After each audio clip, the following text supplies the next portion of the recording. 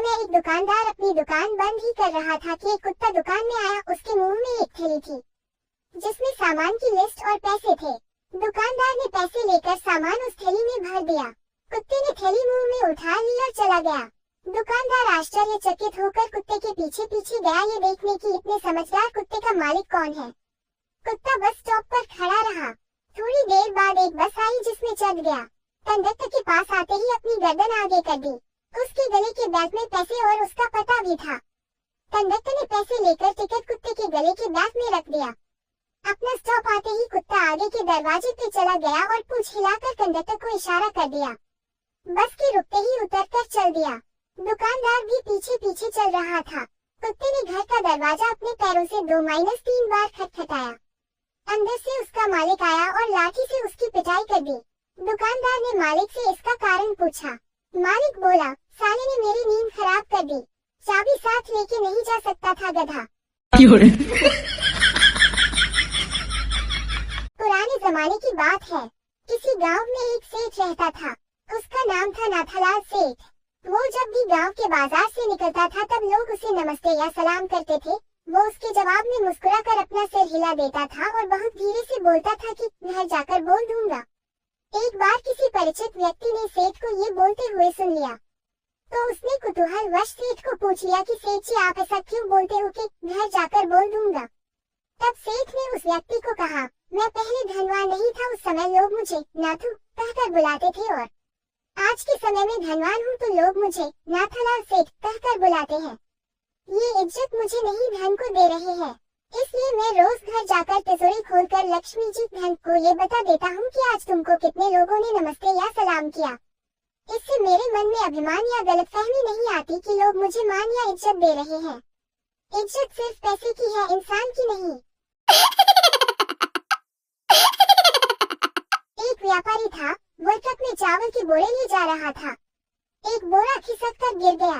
कुछ चींटियां आई 10-20 दाने ले गयी। कुछ चूहे आए 100-50 ग्राम खाए और चले गए। कुछ पक्षी आए थोड़ा खाकर उड़ गए। कुछ गायें आई 2-3 किलो खाकर चली गयी। एक मनुष्य आया और वो पूरा बोरा ही उठा ले गया। अन्य प्राणी पेट के लिए जीते हैं, लेकिन मनुष्य तृष्णा में जीता है। इसीलिए इसके पास सब कुछ होते हुए भी यह सर्वाधिक दुखी है। आवश्यकता के बाद इच्छा को रोके, अन्यथा यह नियंत्रित बढ़ती ही जाएगी और दुख का कारण बनेगी। एक शख्स ने बाबाजी से सवाल पूछा कि सत्संग खत्म होने के बाद हम फिर से दुनिया के कामों में उलझ जाते हैं, तो सत्संग सुनने का क्या फायदा। बाबाजी ने कहा कि एक पत्थर को आप पानी में रखो तो वह गलेगा नहीं, पर जितनी देर वह पानी में रहेगा सूरज की गर्मी से बचा रहेगा। उसी तरह 45 मिनट का सत्संग भले ही आप अच्छी तरह न सुने, पर 45 मिनट तक कोई बुरा कर्म तो नहीं करते। दुनिया के हजारों काम छोड़ के पहले सत्संग के लिए समय निकाले।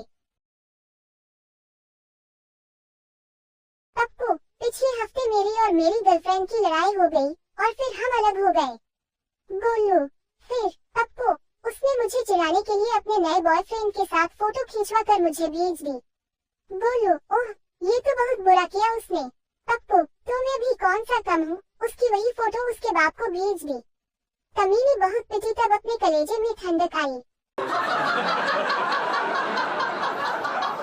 एक मेघ पेड़ की चोटी पर चढ़ने का सोचता है और आगे बढ़ता है, बाकी के सारे मेढक शोर मचाने लगते हैं। ये संभव है, आज तक कोई नहीं चढ़ा।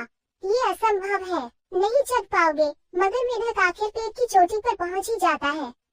जानते हैं क्यों? क्योंकि वो मेढक बहरा होता है और सारे मेंढकों को चिल्लाते देख सोचता है कि सारे उसका उत्साह बढ़ा रहे हैं। इसलिए अगर आपको अपने लक्ष्य पर पहुंचना है तो नकारात्मक लोगों के प्रति बहरे हो जाए। एक महात्मा ने पूछा कि सबसे ज्यादा बोझ कौन सा जीव उठा कर घूमता है। किसी ने कहा गधा, तो किसी ने बैल, तो किसी ने ऊंट। अलग अलग प्राणियों के नाम बताए, लेकिन महात्मा किसी के भी जवाब से संतुष्ट नहीं हुए।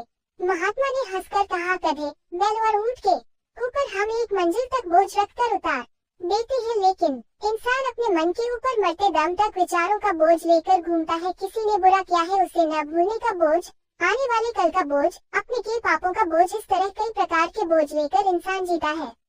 जिस दिन इस बोझ को इंसान उतार देगा तब सही मायने में जीवन जीना सीख जाएगा।